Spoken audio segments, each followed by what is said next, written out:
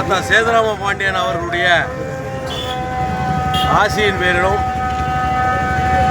அவர் என்னுடைய வழிகாட்டியாக என்னுடைய பொது வாழ்வில் ஒரு சிறந்ததொரு கடவுளாக அவரையும் வணங்கி உலக உத்தம தலைவன் இந்திய நாட்டு மக்களுக்காக போரிட்ட ஒரு இந்திய சுதந்திர போராட்ட தியாகி தெய்வீக திருமகன் பசும்பொன் முத்துராமலிங்க தேவர் அந்த ஐயாவை திருமகனாரை வணங்குவதற்காக 118வது தேவர் ஜெயந்தியை முன்னிட்டு நான் சார்ந்த அகில இந்திய பசும்பொன் முன்னேற்ற கழகத்தின் சார்பில்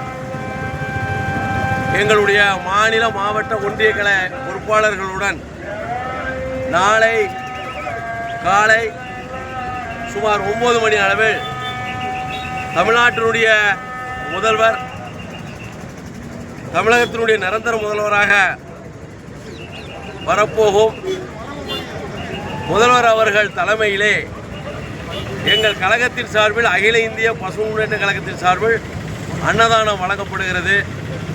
அதைத் தொடர்ந்து எங்களுக்கான அகில இந்திய பசும்பொன் முன்னேற்ற கழகத்துக்கான நேரம் அரசு சார்பில் 10:30 அரசு சார்பில் நேரம் ஒதுக்கி இருக்கிறார்கள். அந்த நேரத்தின் அடிப்படையிலே என்னுடன் என்னுடைய மாநில மாவட்ட பொறுப்பாளர்கள் தேவர் திருமகனாரை தரிசனம் செய்ய உள்ளோம். நாளை எங்களுடைய ஐயாவிற்கு பசும்பொன்னில் லட்சக்கணக்கான எங்குல மக்களுக்கு தேவர் திருமகனார் ஆசியுடன் அன்னதானம் வழங்க உள்ளோம். அதைத் தொடர்ந்து நாளை முதல்வர் இடத்திலே முத்துராமலிங்க தேவர் ஐயா பேரில் தென் தமிழகத்தில் அனைத்து சமூக மக்களும் பயன்பெறும் வகையில் பல்கலைக்கழகம் அமைக்க வேண்டும் என்ற கோரிக்கையை முன்வைக்கிறோம். அதைத் தொடர்ந்து கள்ளர், மறவர், அகமுடையார் இந்த 3 பிரிவுகளையும் உட்படுத்தி தேவரினம் என்ற அரசாணை வெளியிட வேண்டும் என்ற 2 கோரிக்கைகளையும் நாங்கள் முதலிடத்தில் கோரிக்கை வைக்க உள்ளோம்.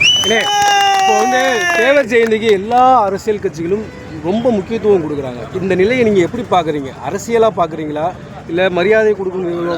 அதாவது தேவர் திருமகனார் அவர்கள் இந்திய நாட்டிற்காக, அதாவது முக்குளத்தோர் மக்களுக்காக மட்டும் அவர் போராடவில்லை. ஒரு ஜாதிய தலைவராக சித்தரிப்பது அவர்கள் சுயநலத்திற்காக அது செய்கின்ற வேலை. உண்மையிலே நாட்டு மக்களுக்கு நன்றாக தெரியும்.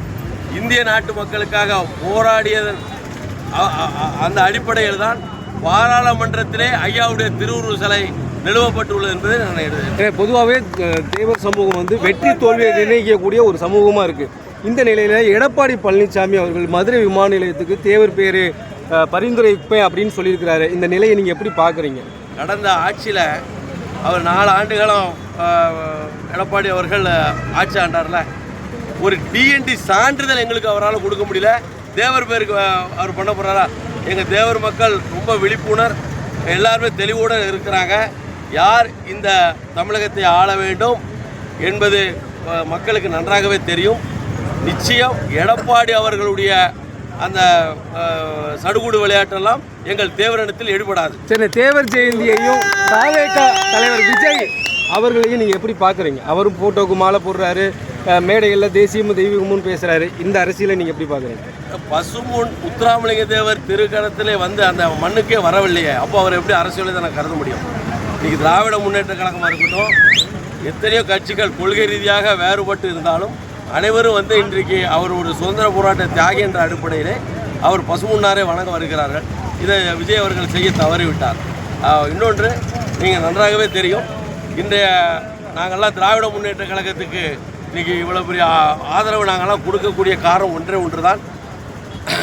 திராவிடத்தினுடைய தமிழக தலைவர் திரு டாக்டர் கலைஞர் அவர்களால் இன்று தமிழகத்தில் அதிக தேவர் சிலை உருவாக்கப்பட்டது என்பது வரலாறு.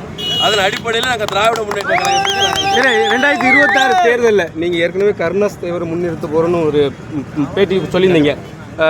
இது திமுகவோட கூட்டணியாக நிற்பீங்களா இல்லை அதை பற்றி நிலைப்பாடு என்னவாக இருக்கு? திராவிட முன்னேற்ற கழகத்தை என்னுடைய கூட்டணி கடிதத்தை நாங்கள் ஏற்கனவே ஆதரவு கடிதத்தை முதல்வரிடத்திலே நாங்கள் கொடுத்து விட்டோம்.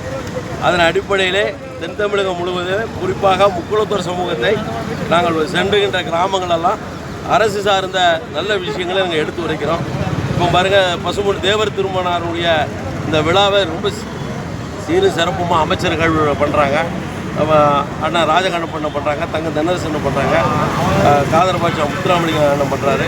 தென் தமிழகத்தில் மையப்படுத்தியுள்ள அனைத்து அமைச்சர்களுமே இதில் தீவிரமாக பசுமுன்னார் மேலே உள்ள மரியாதையில் தான் தீவிரமாக இது போல அரசு விழாக்களை சிறப்பாக பண்ணுறாங்க. மக்கள் வந்து ரொம்ப, அதாவது ஒரு ஒரு ஒரு தெய்வத்தை வணங்குவது போல் ரொம்ப எளிமையாக பழனிக்கு காவடி எடுப்பது போல் இன்றைக்கி ஐயாவை வணங்க வராங்க. அதுக்கான ஒரு நல்ல ஒரு கம்ஃபர்டபுளான ஒரு சூழலை உருவாக்குறது தமிழக அரசு தான். இந்த கூண்டு கலெக்டர் இடம் நாங்கள் மனு கொடுத்துருக்குறோம்.